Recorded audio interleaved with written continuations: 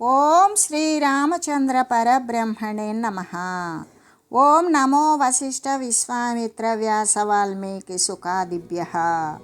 ఓం శుక్లాం భరధరం విష్ణుం శశివర్ణం చతుర్భుజం ప్రసన్నవదనం ధ్యాయేత్ సర్వవిఘ్నోపశాంతయే.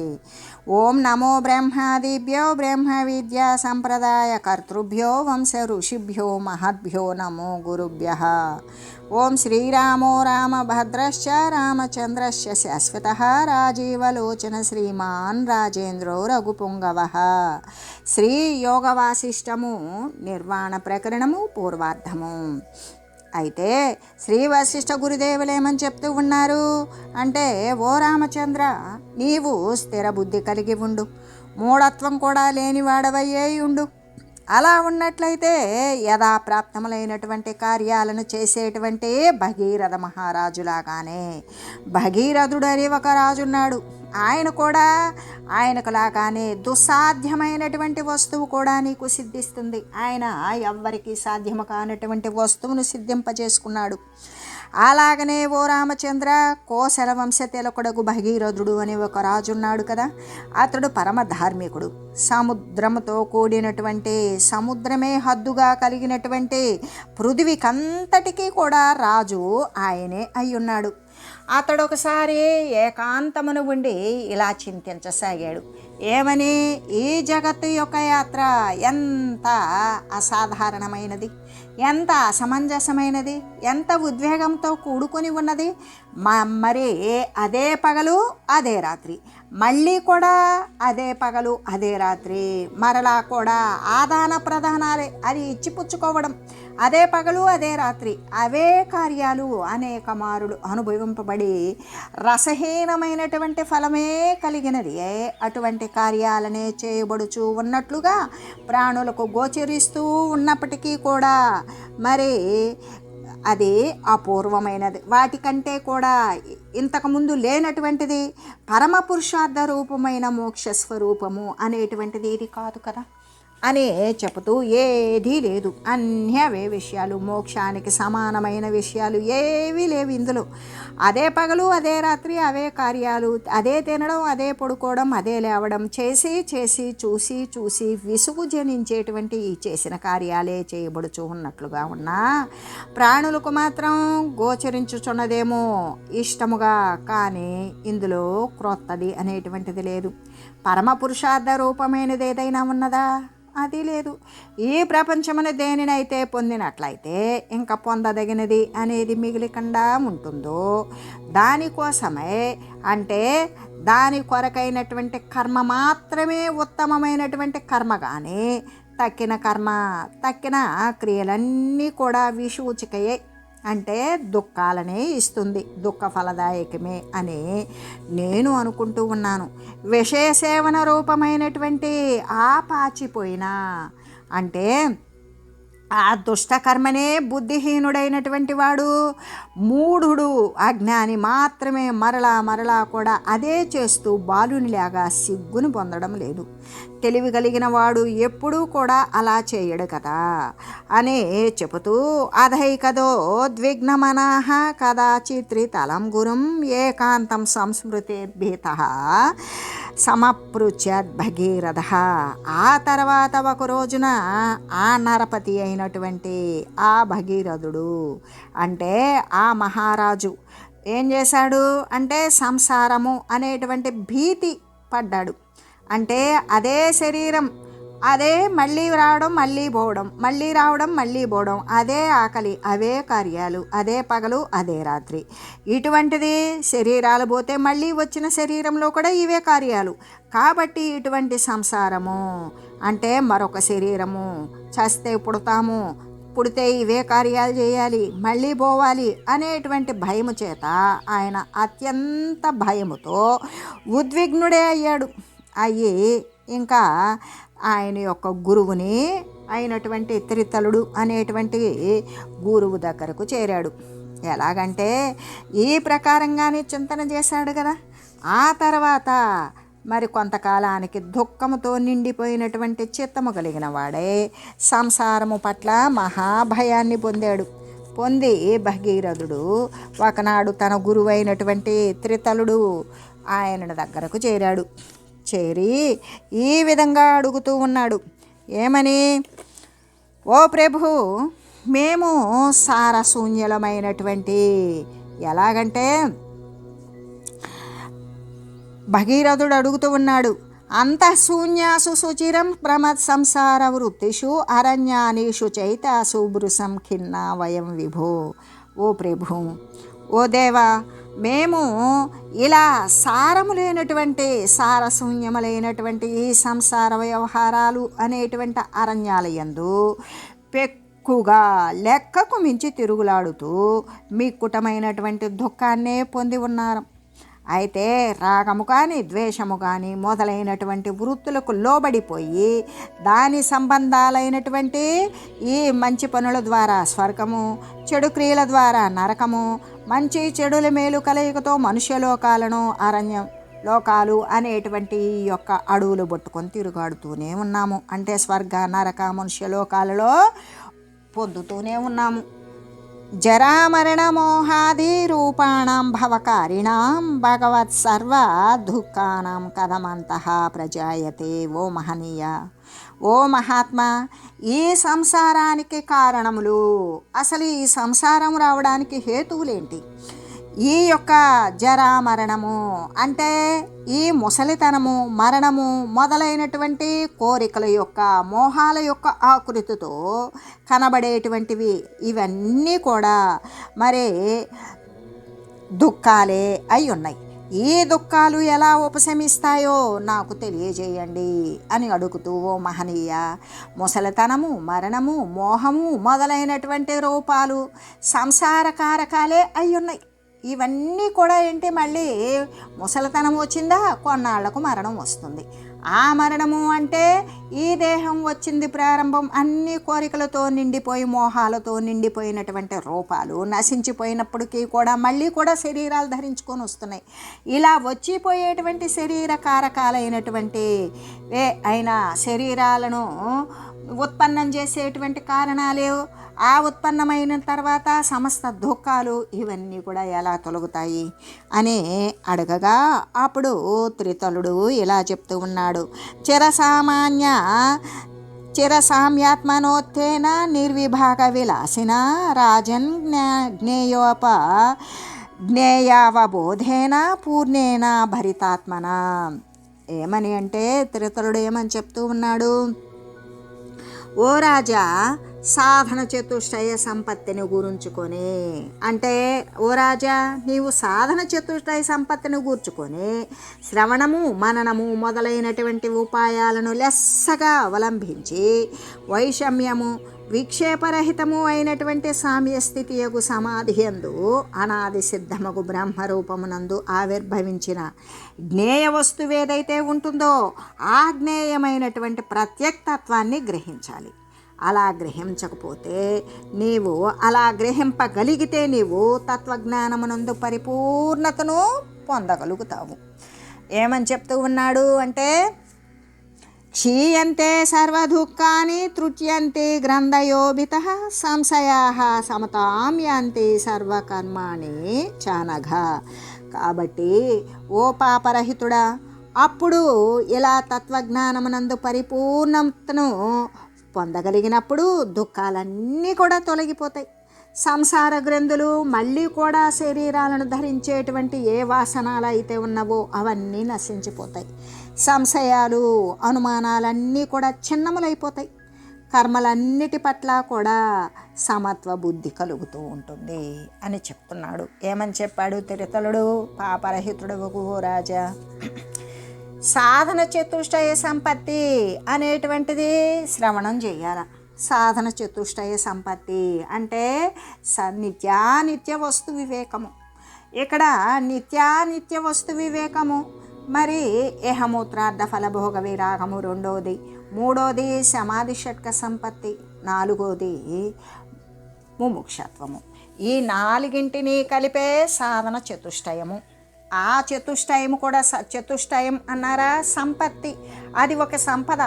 ఈ సంపదతోటి వాడు ఈ సంపద కలిగి ఉన్నప్పుడు, ఈ సాధన చతుష్టయ సంపద కలిగి ఉన్నప్పుడు వాడు మోక్షతత్వానికి అర్హుడవుచున్నాడు. కాబట్టి ఈ సాధన చతుష్టయ సంపదను గురించి శ్రవణం చేయాలి. అంటే ఇక్కడ నిత్యానిత్య వస్తు వివేకము అంటే నిత్యమైనటువంటిది ఏమిటి, మరి అనిత్యమైనటువంటిది ఏమిటి అంటే అనిత్యాని శరీరాన్ని, ఈ శరీరము ఈ శారీరక సంబంధమైన దృశ్యమాన వస్తుతతి అంతా కూడా నశించిపోయేవి. మళ్ళీ కొన్ని నశిస్తే కొన్ని క్రొత్తగా రావడం, అవి వృద్ధి చెందడం, మార్పులకు లోనవ్వడం, మళ్ళీ పోవడం, ఇలా శరీరాలు మొదలుకొని సర్వేక వస్తు ప్రపంచమంతా కూడా మార్పులకు లోనయ్యేది, పోయేది, వచ్చేది పోయేది. అటువంటిది అది శాశ్వతం ఎలా అవుతుంది? అసలు పుట్టుగిట్టు లేనటువంటి సర్వవ్యాపకమైన ఏ శుద్ధ చైతన్యం యొక్క సామీప్యము చేతనే వచ్చిపోయేటువంటి స్థితి కలిగిన వస్తుతతి కూడా చేతనావంతమవుతున్నది. అంటే ఈ చేతనత్వాన్ని కలగజేసేటువంటి విశుద్ధమైన చైతన్య స్వరూపం ఏదైతే ఉన్నదో అది సత్యమైనది, అది నిత్యమైనది. అది సత్యమైనప్పుడు సత్యమైన దానిని గ్రహించకుండా అసత్యమైన అసార పదార్థాలను సత్యమని భావిస్తూ ఉన్నాము. ఇవన్నీ పోయేవే, ఎంత పట్టుకున్నా నిలవవు. మనం పట్టుకోకపోయినా అది నిలిచే ఉంటుంది. ఎందుకు? అది రాలేదు, వస్తే కదా పోవడానికి అవకాశం. అది ఎప్పుడూ సర్వవ్యాపకంగా అక్కడే ఉంటుంది. అటువంటి భగవత్ స్వరూపం పరమాత్మతత్వం అది సత్యము కానీ ఇది సత్యము కాదు అని భావించినప్పుడు తనకంటే చిన్నవారు పెద్దవారు తన వయసు వారు అనేక రకాల ఉపాధులు స్థావర జంగమాది రూపంలో చర అచర రూపంలో ఉండేవి కొత్తగా ఉత్పన్నమవుతూ కొంతకాలం ఉన్నట్లు ఉండి మరి కొంతకాలానికి పోవడం, బాల్యంలో పోవచ్చు, యవనంలో పోవచ్చు, కౌమారంలో పోవచ్చు, వృద్ధాప్యంలో పోవచ్చు, ప్రమాదవశాత్తు పోవచ్చు, ఆ తాపత్రయాలను పోవచ్చు. ఏ విధంగా అయినా సరే శరీరం పోవడం శరీరం రావడం. ఏ శరీరం అంటే ఉపాధి. సర్వ ప్రాణికోట్లకు కూడా మరి వచ్చిపోయే స్థితి కలిగేటువంటి ఉపాధి తేడాలతో కనబడేటువంటి ఏ నిత్య నూతనమైనటువంటి చైతన్య స్వరూపం ఉన్నదో ఆ స్వరూపం ద్వారా మాత్రమే ఇవన్నీ ప్రకాశిస్తూ ఉన్నవి, మళ్ళీ పోతూ ఉన్నవి, కొత్తవి సంతరించుకొని వస్తూ ఉన్నవి. ఇటువంటి అసత్ పదార్థాన్ని అసత్యంగా భావించినప్పుడు ఏ శాశ్వతమైన నిత్యమైన సత్యమైన శాశ్వతమైన పదార్థం ఉన్నదో పరమాత్మ వస్తువు తప్ప ఇది నిత్యము కాదు అన్నప్పుడు ఈ పంచభౌతిక నిర్మితమైనటువంటి ఈ యొక్క చరాచర వస్తుతతి అంతా అబద్ధంగానే గాంచినప్పుడు స్థిర పదార్థమునందు వాడు ఆరూఢుడై ఉంటాడు. అప్పుడు వానికి దాని పట్ల ఒక విషయం తెలుస్తుంది, అదే జ్ఞానం. ఆ జ్ఞానం ద్వారా వానికేంటి అంటే ఇహమూత్రార్థ ఫలభోగ విరాగము. అంటే అప్పుడు ఒకప్పుడు పాపాలు చేసి దుష్టక్రియలను దుష్ట ఫలితాలను పొందినట్లుగానే పుణ్యాలు చేస్తే స్వర్గప్రాప్తి లభిస్తుంది, రంభాది అప్సరసుల సమాగమం లభిస్తుంది. ఇంకా ఉన్నతమైనటువంటి విషయాలలో లేదా శరీరాలను సుఖవంతంగా ఉంచుకోవాలి, ఇంతకంటే శ్రీమంతులమై ఉండాలి, మానవులుగా పుట్టిన కీర్తి ప్రతిష్టలతో ఉండాలి అనేటువంటి వారి యొక్క కోరికలను నెరవేర్చుకోవడం, మంచి చెడు క్రియలతో కూడుకొని చేసేటువంటివి అన్నీ కూడా మళ్ళీ ఈ ఉపాధి స్వరూపాలకు సౌకర్యవంతమైనటువంటి సుఖాన్ని అనుభవించాలని కోరిక చేతనే అది నశించేదే. ఆ శరీరాలు కూడా ఆ యొక్క శుద్ధ చైతన్య పరమాత్మ వస్తువు యొక్క సామీప్యం సన్నిధానం లేకపోతే ఇవి కూడా జడప్రాయాలే. అందుకు కాబట్టి ఇంకా ఆ సత్తా సామాన్య స్థితిలో ఉన్న ఆ పరమాత్మ తత్వాన్ని పొందాలి కానీ అస్థిరమైన అనిత్యమైన దీన్ని ఎందుకు పొందాలి అన్నప్పుడు వాటి పట్ల వానికి విముఖత కలుగుతుంది, విరక్తి జనిస్తుంది. దాని పట్ల ఏంటి ఏహమూత్రార్థ ఫలభోగ విరాగము. ఏ సంబంధమైన ఈ యొక్క సుఖాల యందు పర సంబంధం స్వర్గలోకాలలో ఉండేటువంటి సుఖాల యొక్క ఆ సంబంధం వీటన్నింటి పట్ల విరక్తే కలుగుతుంది. ఎందుకు? ప్రతిదానికి ఉపాధి నిర్మితమే. ఉపాధి అంతర్గతంగా ఉండేటువంటి మానసికమైనటువంటి అంతఃకరణ సుఖదుఖాల మేలు కలయిక, వీటిని పోగొట్టుకోవాలి అంటే ఇదంతా అబద్ధమే. అందుకు కాబట్టి వాటి పట్ల ఎట్లా కలుగుతుంది అంటే ఒక తిన్నటువంటి భోజనం వమనం చేసుకుంటే ఎంత మళ్ళీ దాని పట్ల చూడకుండా ఉంటాము. మూత్రపురీషాదులు విసర్జించినప్పుడు వాటి పట్ల మనం చూడకుండా ఏహ్యభావం కలుగుతుందో, అలాగే దృశ్యమాన వస్తువుల పట్ల, శారీరక క్రియల పట్ల, శరీరాల పట్ల, అస్థిర వస్తుతతి పట్ల అటువంటి ఏహ్యభావం, అసహ్యభావం కలుగుతుంది. ఎందుకు? వాడు పారమార్థిక చింతన చేస్తూ ఉన్నాడు. పరమాత్మ తత్వం కంటే సత్యమైన వస్తువు లేదు అని వాడికి రూఢిపడింది. అప్పుడు అస్థిరమైనటువంటి వస్తుతతిని గురించి విచారించి అబద్ధమని తేల్చి వాటిని దూరీకరించుకొని మళ్ళీ వాటిని కోరడు కదా. ఆ విధంగా వానికి శమాది షట్క సంపత్తి అనేటువంటిది వస్తుంది. అంటే శమము, అంతరేంద్రియాల నిగ్రహం. ఏ జీవుడైతే శరీరాంతర్గతంగా ఉన్నాడో వాడు మనోబుద్ధి చిత్త అహంకారాలతో కూడుకొని వాటిని నిగ్రహించుకుంటాడు. ఏ విధంగా? మనసు ఎటువంటి సంకల్పన చేస్తుంది? సర్వేక సమస్తం, సర్వవ్యాపకమైన పరబ్రహ్మ తత్వం తప్ప మరొకటి లేదు. బుద్ధి అదే సత్యము అని నిశ్చయిస్తుంది. చింతన పరబ్రహ్మాకార చింతన చేత పరబ్రహ్మాకారమే అవుతూ ఉంది. అప్పుడు అప్పటిదాకా ఈ యొక్క అజ్ఞానజనితమైన దేహాదిలోక దృశ్య పదార్థాలు నేను, నాది అని భావించేటువంటి అహంకారం ఏమవుతుంది? సర్వవ్యాపకమైన పరబ్రహ్మ సత్యం అయినప్పుడు ఆ సత్య పదార్థమే నేను అనేటువంటి భావన వస్తుంది. ఎప్పుడైతే అంతఃకరణం అనేటువంటిది శుద్ధి పడుతుందో, ఆ శుద్ధి పడిన తర్వాత ఇంకా వాడు అంతఃకరణాలు అంటే అక్కడ శమము సాధించాడు. దమము బాహ్యేంద్రియ నిగ్రహం అంటే జ్ఞానేంద్రియాలు. జ్ఞానేంద్రియాల ద్వారా వినబడేటువంటి అంటే శ్రోత్రము, చెవి ద్వారా వినేటువంటివి, మరి చర్మం ద్వారా స్పర్శ ద్వారా గ్రహించేటువంటివి, రూపాల ద్వారా గ్రహించేటువంటి కన్నులతో రూపాన్ని గ్రహిస్తాడు. అంతేకాదు నాలుకతో రుచిని గ్రహిస్తాడు, మరి ముక్కుతో వాసన గ్రహిస్తాడు. ఈ గ్రహించేటువంటివన్నీ కూడా మనసు కానీ, దానిలో చిత్తము కానీ, బుద్ధి కానీ ఏమీ లేకుండా అవి వాటంతటికి అవి గ్రహిస్తాయా? అవి జడప్రాయాలు. అలాగే కర్మేంద్రియాలు, వాక్కు పాణిపాద గుహ్య పాయువులు అంటే నోరు, కాళ్ళు, చేతులు, పాదాలు, మరి మలమూత్ర విసర్జక అవయవాలు. ఇటువంటివన్నీ కూడా మొత్తం కలిపితే మరి 5 కర్మేంద్రియాలు. ఈ కర్మేంద్రియాలు కానీ, ఈ జ్ఞానేంద్రియాలు కానీ అంతఃకరణాలు వాటి యందు నిక్షిప్తం కాకుండా ఇవి స్వంతంగా చెలించేటువంటి విషయం ఉన్నదా? లేదు. ఇవి జడప్రాయాలు. ఈ జడప్రాయాలకు చేతనత్వం కలిగించేది మనసుకు శుద్ధ చైతన్యం యొక్క సన్నిధానం మాత్రము చేతనే, లేకుంటే మనోబుద్ధి చిత్త అహంకారాలు కూడా జడప్రాయాలే. అవి జడప్రాయాలు అని తెలియాలి అంటే తన యందు నిక్షిప్తమైన సాక్షిత్వ స్వరూపంలో ఉన్నటువంటి పరమాత్మ తత్వం యొక్క సన్నిధానం మాత్రం చేతనే జడప్రాయమైనటువంటి ఈ యొక్క శరీరం చేతనావంతమవుతుంది అని తెలిసినటువంటి వాడు ఈ అంతఃకరణాలు కూడా జడాలే అని గ్రహించగలుగుతాడు.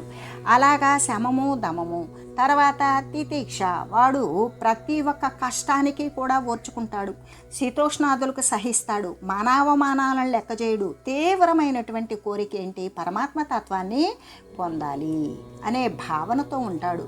తర్వాత తితీక్ష, తర్వాత అప్పుడు పరబ్రహ్మానుసంధానం, పరబ్రహ్మం యొక్క సామీప్యము చేత వాడు అటువంటి అనుష్ఠానంలో రతుడై ఉంటాడు. పరమాత్మ తత్వంతో క్రీడించాలి అనేటువంటి యావదప్ప మరొకటి ఉండదు. అటువంటిది ఉపరతి. తర్వాత ఎప్పుడైతే శమము, దమము, తితీక్ష, ఉపరతి ఏర్పడిందో, పరమాత్మ తత్వంతో క్రీడించేటువంటి తత్వం ఎప్పుడైతే దాని యందు రతుడే ఆనందమగ్నుడై ఉండగలుగుతున్నాడో వానికి శ్రద్ధ ఏర్పడుతుంది. వాని యొక్క అనుభవ సిద్ధి మరి వాడు ఎవరి దగ్గర అయితే ఆ యొక్క విషయ జ్ఞానాన్ని అంటే పరమాత్మ విషయ జ్ఞానాన్ని తెలుసుకున్నాడో ఆ మహనీయుడి వాక్యం వాని యొక్క అనుభవసారం సత్శాస్త్రం యొక్క మరి సత్శాస్త్రం ఉటంకించింది. 3 ఒకటైపోతాయి.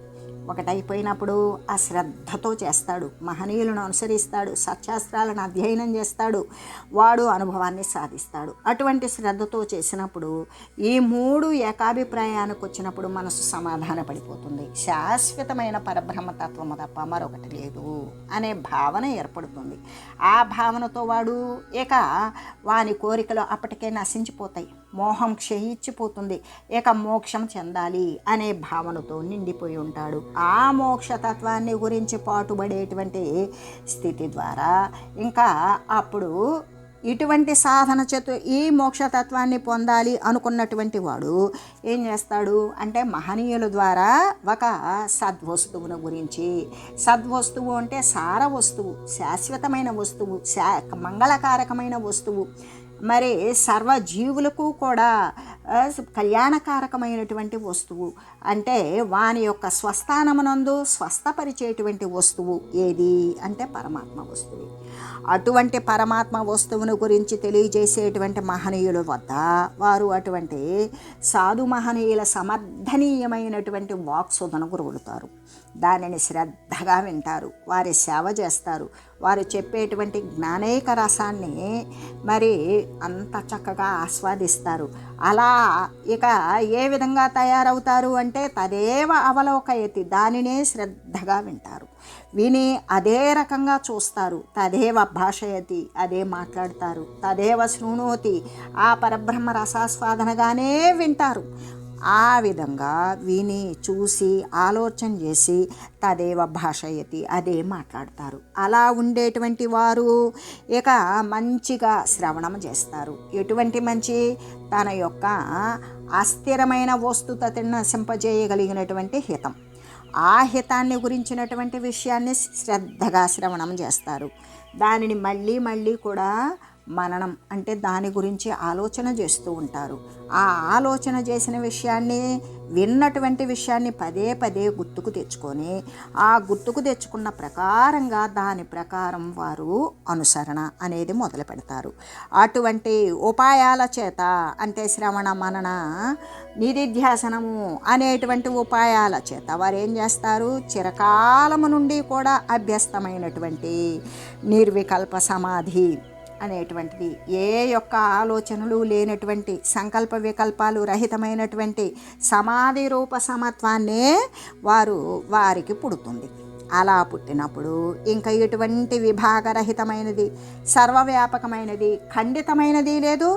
మరి సర్వవ్యాపకమై ఉన్నటువంటి, సర్వము నిండిపోయినటువంటి, జ్ఞేయరూపమైనటువంటి ఏ ప్రత్యేగాత్మ అయితే ఉన్నదో దాని యొక్క బోధ చేత సమస్త దుఃఖాలు కూడా వానికి నశించిపోతాయి. అప్పుడు జ్ఞాన హృదయము అనేటువంటిది హృదయ గ్రంథులు, అక్కడ జ్ఞాన హృదయ గ్రంథులు అంతటా కూడా చిన్నాలైపోతాయి. ఎటువంటి జ్ఞాన హృదయం, అజ్ఞాన హృదయ గ్రంథులు. ఎక్కడ గ్రంథులు అంటే ముడులు, దుంపల రూపంలో ఉన్నటువంటివన్నీ కూడా ముక్కలు ముక్కలైపోయి రాలిపోతాయి, అలా చిన్నములైపోతాయి. అప్పుడు సమస్త సంశయాలు కూడా నశించిపోతాయి. ఎప్పుడైతే సమస్త సంశయాలు నశించిపోయినాయో కర్మ అనేటువంటిది కూడా రహితమైపోతుంది అని తెలియజేస్తూ ఓం మంగళం శ్రీ గురుదేవాయ మహనీయ గుణాత్మనే సర్వలోక శరణ్యాయ సాధురూపాయ మంగళం. ఓం మంగళం కోసలేంద్రాయ రామాయ రామభద్రాయ చక్రవర్తి తనూజాయ సార్వభౌమాయ జానకీ వల్లభాయ శ్రీరామచంద్రాయ మంగళం. ఓం తత్సత్.